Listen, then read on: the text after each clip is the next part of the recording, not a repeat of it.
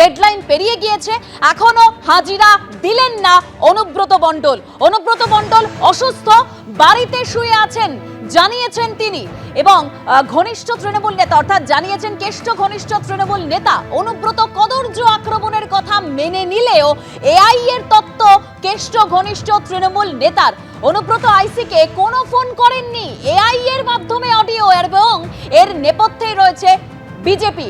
অভিযোগ কেষ্ট ঘনিষ্ঠ তৃণমূল নেতার। একেবারে আমরা গতকালও দেখেছিলাম আইনজীবীদের টিম এসডিপি অফিসে পৌঁছে গিয়েছিলেন, তখন তাদেরকে যখন জিজ্ঞাসা করা হয়েছিল তখন আইনজীবীরা তারা বলেছিলেন যে সৌজন্য সাক্ষাৎ।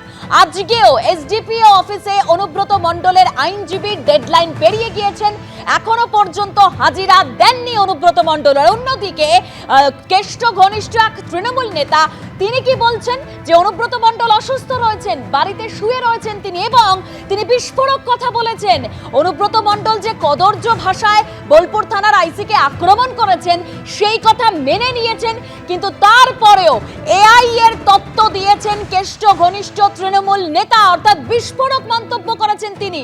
অনুব্রত মণ্ডল আইসিকে কোনো ফোন করেননি, এআই এর মাধ্যমে অডিও, আর এর নেপথ্যে রয়েছে নাকি বিজেপি, অভিযোগ করছেন কেষ্ট ঘনিষ্ঠ তৃণমূল নেতা।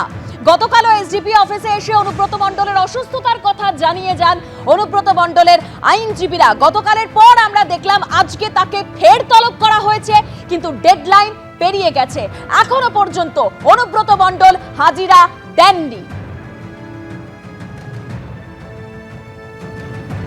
অনুব্রত মণ্ডল হাজিরা দেননি, এবং তারপরেও যেটা দেখা গেল অনুব্রত মণ্ডল ঘনিষ্ঠ একজন তৃণমূল নেতা তিনি কি বলছেন যে অনুব্রত মণ্ডল অসুস্থ, বাড়িতে শুয়ে রয়েছেন, এবং তিনি বলছেন যে আইসিকে অনুব্রত মণ্ডল কোনো ফোন করেননি, ওটা এআই এর মাধ্যমে অডিও, আর এর নেপথ্যে বিজেপি রয়েছে। বিস্ফোরক কথা বলেছেন তিনি, একেবারে সেটা ধরা পড়েছে আমাদের ক্যামেরায়, একদম আমাদের প্রতিনিধি পার্থপ্রতিম ঘোষ কথা বলেছিলেন।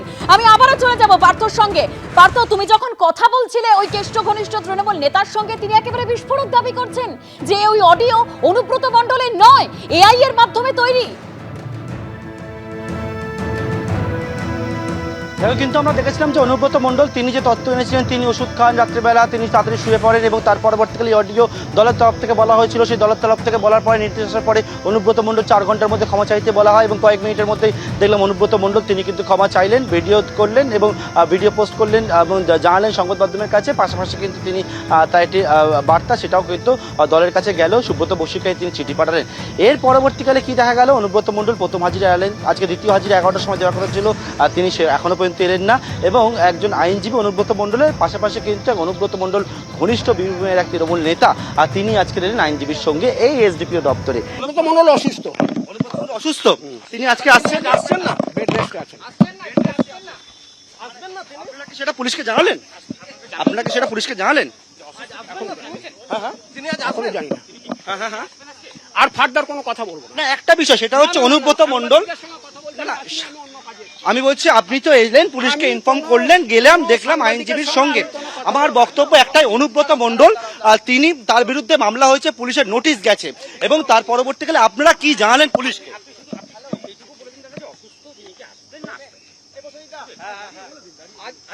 আপনি বললেন তিনি ব্রেড রিডেন, কালকে তো তিনি পার্টি অফিসে গিয়েছিলেন, আমরা দেখেছিলাম, মানে সেই বিষয়টা মানে কি হয়েছে, হঠাৎ করে কি বলার বলে দিয়েছি, আর বলবো না। মানে তিনি কি হঠাৎ করে অসুস্থ হয়েছে?